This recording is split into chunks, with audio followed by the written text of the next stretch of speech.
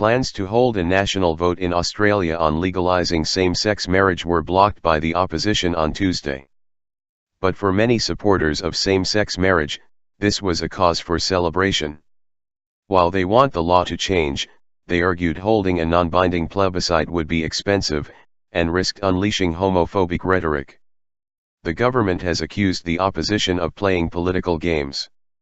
The Senate will still vote on whether to hold the plebiscite, but after the opposition Labour said they would not back it, it is doomed fail, and the issue is unlikely to be unresolved in this term of Parliament.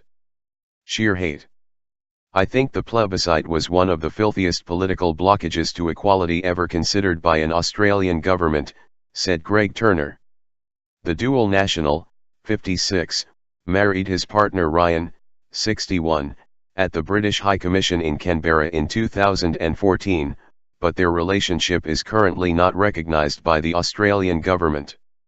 That would change if Australia's Marriage Act was amended to replace a man and a woman with two people. I don't want to wait, and in our situation we're getting older, he said.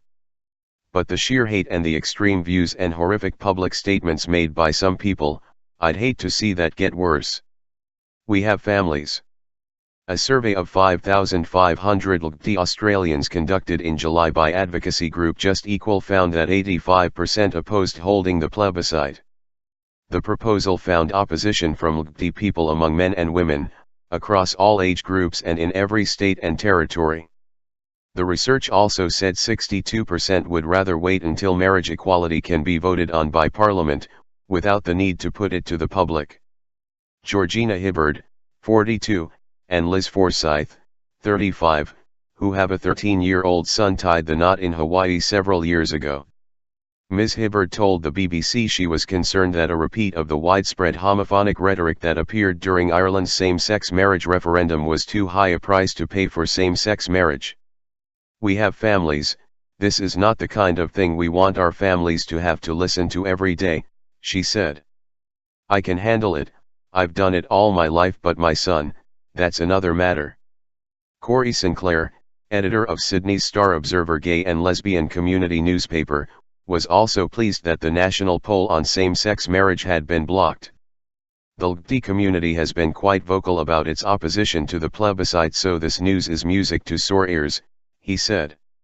For too long we have been preached to by the heterosexual majority about our rights, and it's time for our elected representatives to do what they were elected to do.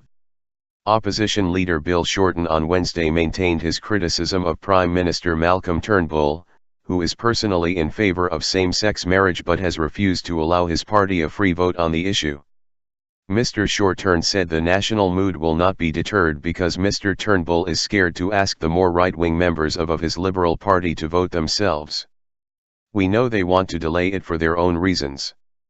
The national mood is for marriage equality, he said. However, in Parliament, the Prime Minister brushed aside the opposition's calls to allow a conscience vote. If they want gay couples to get married, vote for the plebiscite, Mr. Turnbull said. The door is open.